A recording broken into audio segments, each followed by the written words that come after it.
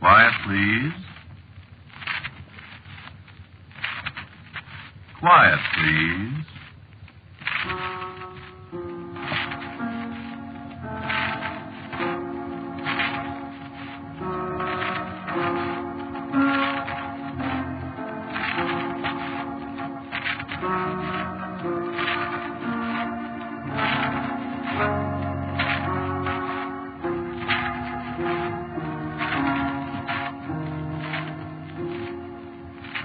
The Mutual Broadcasting System presents Quiet, Please, which is written and directed by Willis Cooper and which features Ernest Chappell. Quiet, Please for tonight is called The Room Where the Ghosts Live.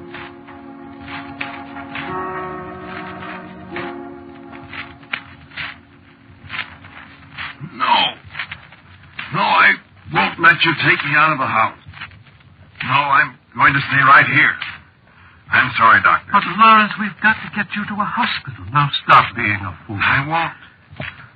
I'm going to die anyway, and I don't want to die in an ambulance somewhere out on an icy road between here and town. I'm sorry, that's final. I can't do anything for you here, Lawrence. Maybe I don't want you to do anything for me, Doctor.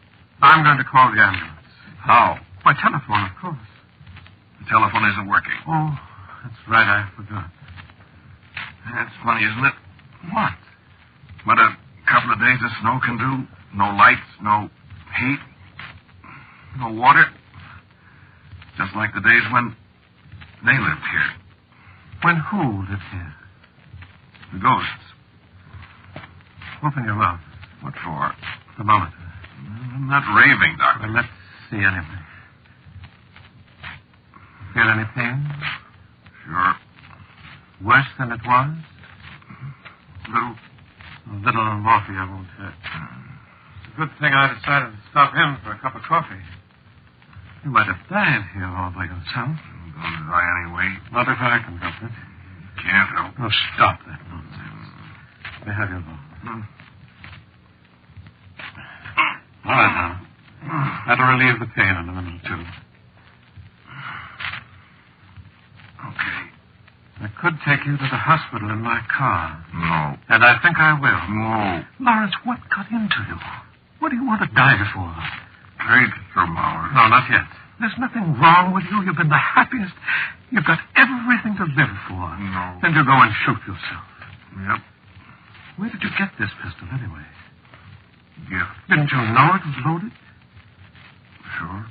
That powder and ball have probably been in there for 50 years. Longer than that. What? Longer than that.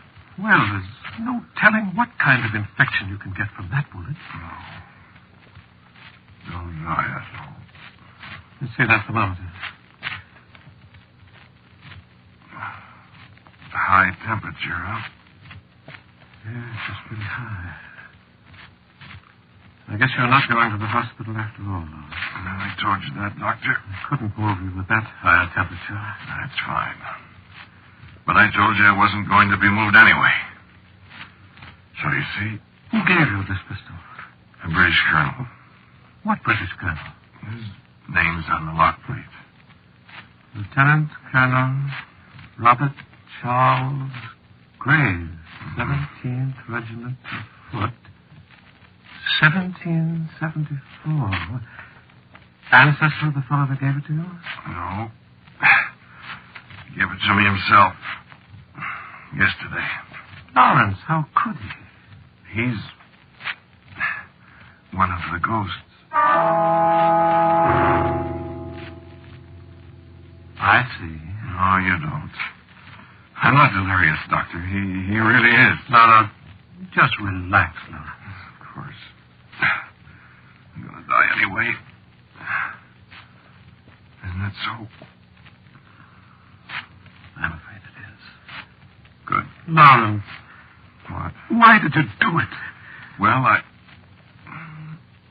I'm not sure whether I did it on purpose or not. I wanted to, but maybe it was an accident. Or maybe what? maybe one of the ghosts. No, I don't think so.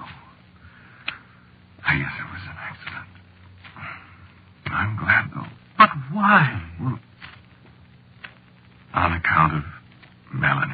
Melanie? Melanie who? Who's Melanie? Melanie is a girl who lived here 170 years ago. What? And who still lives here.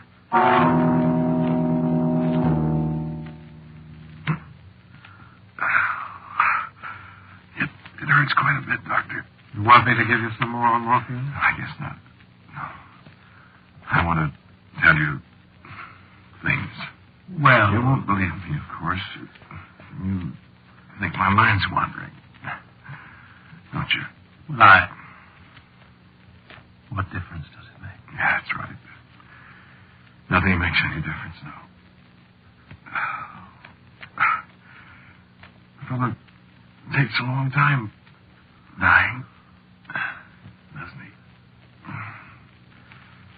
After a while, we have the time, huh? Pretty soon, I'll be a ghost, too. See Melanie.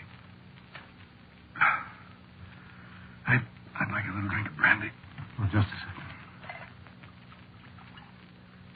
Oh, here, now take it easy. Thanks. Good brandy.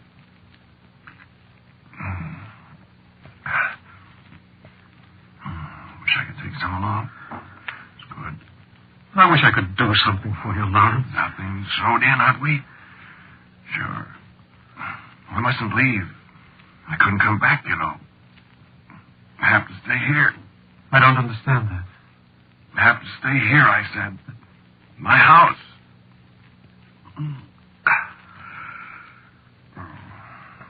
What was I talking about? The ghost. Oh, yes. So I tried to keep the house like it was in the old days, see. All by myself. Been fun. And then noises. Heard noises. What kind of noises? People beating on door, rattling the latch. Every night. I'm not afraid, Doctor. I know, Lawrence. I got up. Went all over the house. Noises stopped after a while. It wasn't a dream? No dream. Beating on a door someplace. Always sounded like it came from right over there. You see? Well, there isn't any door there, Lawrence. That's what I thought. My hands are cold. I'll build up the fire. No. I know what it is. I haven't got much time, huh? Have I? No, Lawrence, you haven't got much time, old man.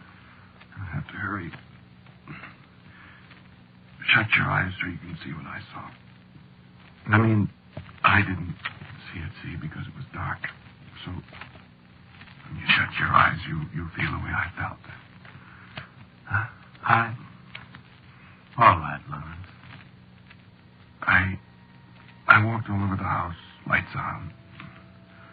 No sound, no hammering on door. No door. I turned off the lights, it starts again. From right over there. I turn on the lights, no door, no noise. Then I get an idea. I turn off the lights again. I walk over where the sound comes from. And there is a door. And I think I hear a woman crying. And footsteps and furniture being shoved around. I said I wasn't scared, didn't I? Well, I was then. You'd be scared, too. Finding a door where there isn't any door, and there's somebody on the other side. But that's the outside wall of the house, Lawrence. No. What? There's a room there. The room where the ghosts live. You see? No, I don't. I didn't know it, too. You got your eyes shut? Yes. If you could hear the noise, like I heard it. Random pounding. People pushing their shoulders against the locked door. And and I could smell smoke. You see, I didn't know about the ghosts then. Well, how do you know now? I'm trying to tell you. I'm sorry. Keep your eyes shut. I want you to feel the way I felt. And believe. I reached for the lights again. I turned them on.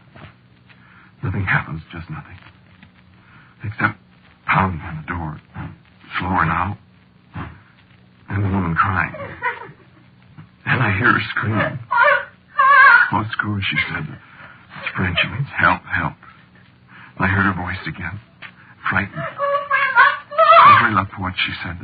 That's French, too. Means open the door. So I tried to open it, and it was locked. And they were pounding, and she was coughing. And at last I found the key. I yanked the door open. And the ghosts came out. And the lights came back on. There wasn't any door. There wasn't anybody in the room but me. But then I heard something. Somebody walking across the floor down the hall. So I turned and went down the hall after the footsteps, down toward my room. Then I stopped dead. Because the door to my room closed and somebody locked it. You dreamed that? No. It was locked from the inside. So was every other door in the house. That couldn't be. Try the doors. Open your eyes and try the doors. Go ahead. Lawrence, No, go ahead. I'll keep on talking. You have to believe me. Go ahead. So, what did I do? I lay down here on the davenport with the lights on, and I tried to think, but nothing made any sense. I got up and I tried the outside door. It was unlocked. So I went outside. I had some crazy idea maybe there was a room there. There wasn't, of course. But there were footprints in the snow. Some men's footprints. And a girl's. This last nose covered them all up again, I guess.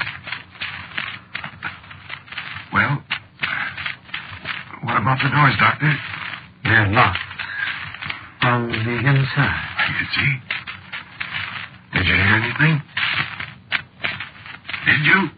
Well, I thought I heard someone moving. As if I'd awakened somebody. But it was probably my imagination. No, it wasn't. Oh, I'm getting so tired. Mm-hmm. No, Randy. No. So I came back in, and I sat down. And I hardly noticed that the lights were off again. And I heard something else. And I said, "Who's that?" And a woman's voice answered me in the dark. I'm Mary. Well, who's Melanie?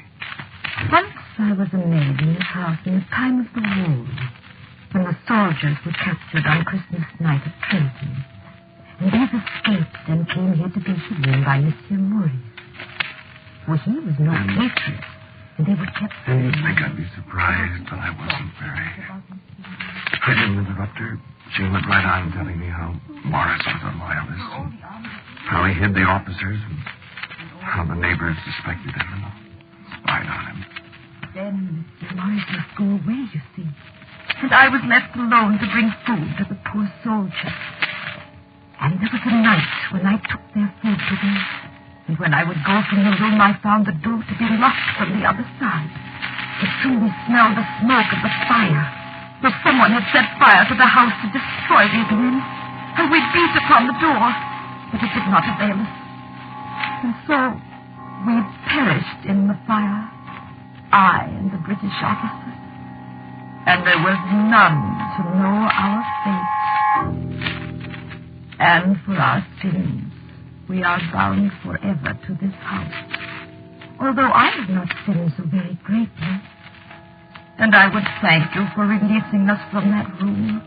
For so many times we have cried out, yet no one would open the door. And I opened the door, but now all my doors are locked against me. Yes. They say it is their house now, and no man can open the doors again. I think we'll see about that. They say you must go away. Well, I'm not going away. I should be sorry when you go away. You would? You have released us. I am grateful. Thanks. I think they'd be grateful, too. They are soldiers, monsieur, and they have not forgotten the manner of their death. This is their revenge, that no man shall live in this house. Well, that's fine. I'm to be chased out of my house by a bunch of ghosts. It is so, monsieur. How do you feel about it? I could wish you could always be here, monsieur.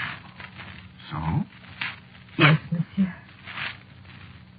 But it cannot be. Unless... Unless what? It cannot be. If I turned on the lights, could I see you? No, monsieur. The eyes of the living cannot see us. What did you look like? I did have blue eyes, monsieur. And my hair was black. And I was not very tall. And my feet were very small. And your clothes? Once I had a gown of taffeta. And it was blue, like my eyes, I remember. And there was a cap of lace for my grandmother in Brittany. And I was struck with a sudden impulse to see this girl with the black hair and the taffeta dress that matched her eyes. And I jumped up and snapped the lights on. And the room was empty. And so I knew I'd been dreaming. Oh, cool. But I wasn't dreaming, my friend. She came to me the next night. And the next. Oh, it's so cold. Am I dying now? Is this what it feels like? Here, take a little sip of this. Oh.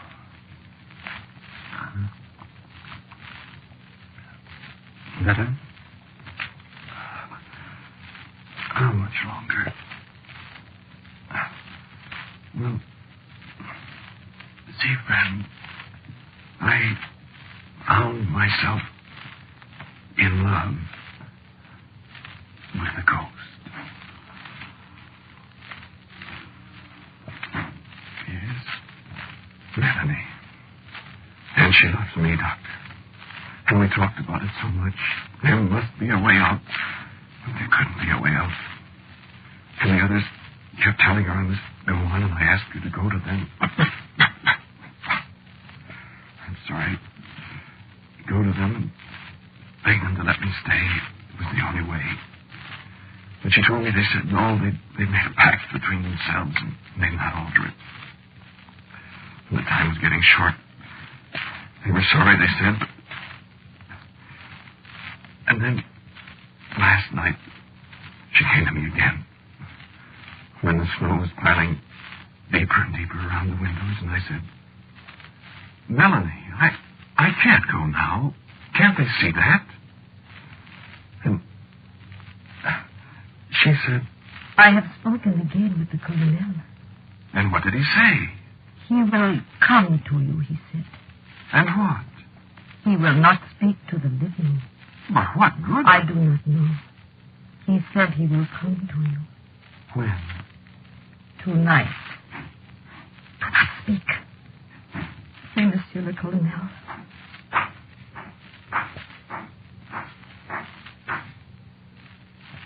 I have the honor to present Monsieur the Lieutenant Colonel Robert Charles Graves of His Majesty's 17th Regiment of Foot. Monsieur the Colonel wishes me to present his compliments to you and to say to you that he has taken counsel with his fellow officers. No, do not speak.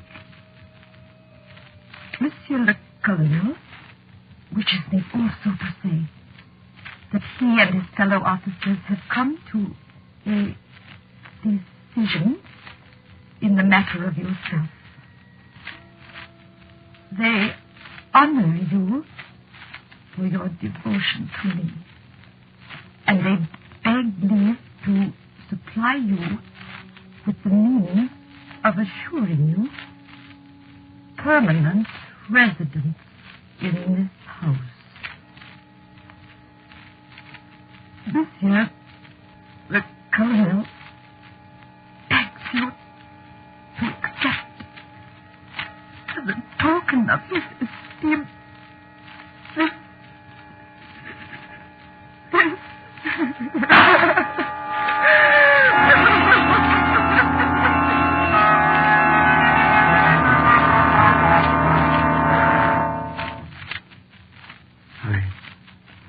They turned on the lights. It was there on the floor. Flintlock pistol loaded Goretia black flint. Personal gift from Robert Charles Graves, 17th foot.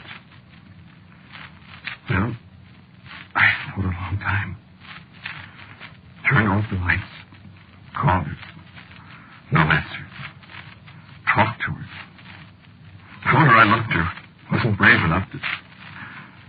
Said I loved her. Couldn't do it. Tried. No, I didn't do it. No, I didn't. Long toward morning, I heard footsteps again. Boots, sword, spurs clicking. Knew who it was. Said, "Hello, Colonel." Said, "Colonel, thanks, only haven't got courage enough." "Always love her, Colonel," I said. Said, "Here's your pistol." Then coward. Oh. Drink, please.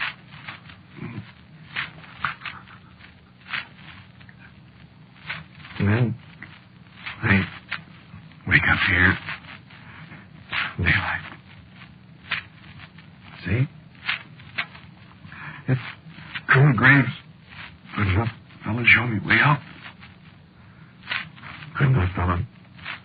Pull trigger for me. Hello. Melanie, in your blue taffety dress. And your little eyes. And your black.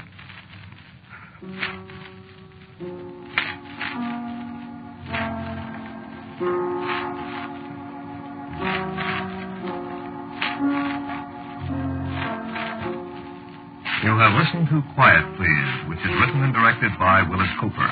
Lawrence, the man who spoke to you, was Ernest Chappell. And Melanie was Claudia Morgan. The doctor was played by James Van Dyke. Our sound effects by Albert April.